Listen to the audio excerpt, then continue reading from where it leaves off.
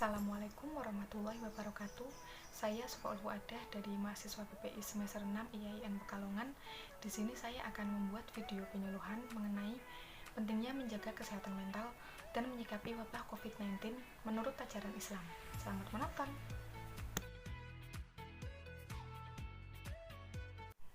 Maraknya penyebaran wabah COVID-19 tentunya bisa membuat pikiran kita menjadi stres karena terpenuhi oleh isu penyebaran virus serta dampaknya terhadap kesehatan.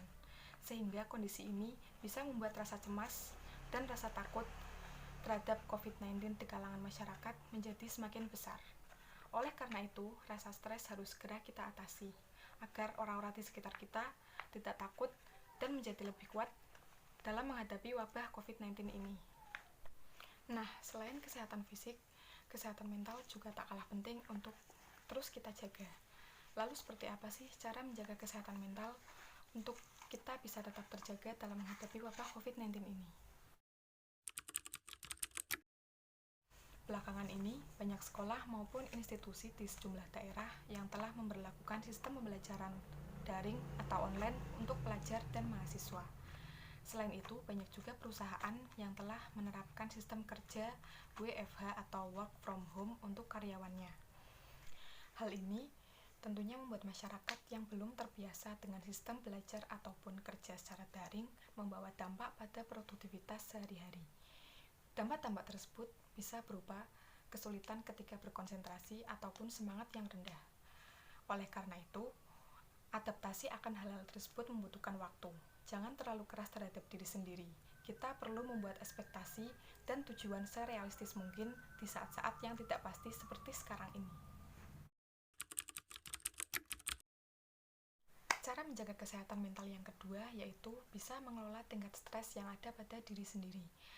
Caranya yaitu kita bisa mencoba untuk membuat aturan kesehatan mental sendiri, yaitu dengan memprioritaskan pola tidur dengan baik. Selain itu, makan dengan teratur, dengan kandungan gizi yang baik, serta rutin berolahraga, karena olahraga dipercaya bisa menurunkan tingkat stres. Selain itu, bisa membantu kita untuk mengelola emosi dan meningkatkan kualitas pola tidur. Cara menjaga kesehatan mental yang ketiga yaitu dengan menghindari pikiran-pikiran yang negatif.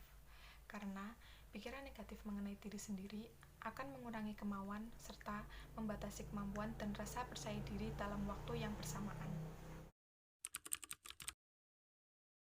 Rutinitas bisa membantu kita untuk mengelola rasa cemas dan membantu kita untuk beradaptasi lebih cepat dengan keadaan yang terjadi saat ini. Intinya, cari kegiatan dan isi waktu luang dengan hal-hal yang membuat kita merasa senang. Cara menjaga kesehatan mental yang kelima yaitu dengan memulai memikirkan diri sendiri dan keadaan orang lain di sekitar kita. Karena pandemi virus corona ini sudah menyebabkan stres bagi sebagian orang, hingga pada akhirnya orang tidak bisa menjaga dirinya sendiri dengan baik. Untuk itu, di saat seperti ini, tidak ada salahnya meminta bantuan atau membantu orang lain di sekitar kita ketika dibutuhkan. Kita memang sedang menjaga jarak secara fisik atau physical distancing dengan yang lain. Namun, kita tidak perlu merasa sendirian karena kita juga bisa menjangkau dan menciptakan komunikasi dengan mereka yang juga terisolasi.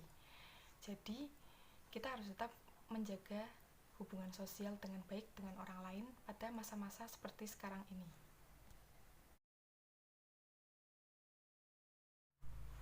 Dalam menyikapi pandemi global ini, sebagai umat Islam, kita tentu kembali kepada ajaran-ajaran agama Islam.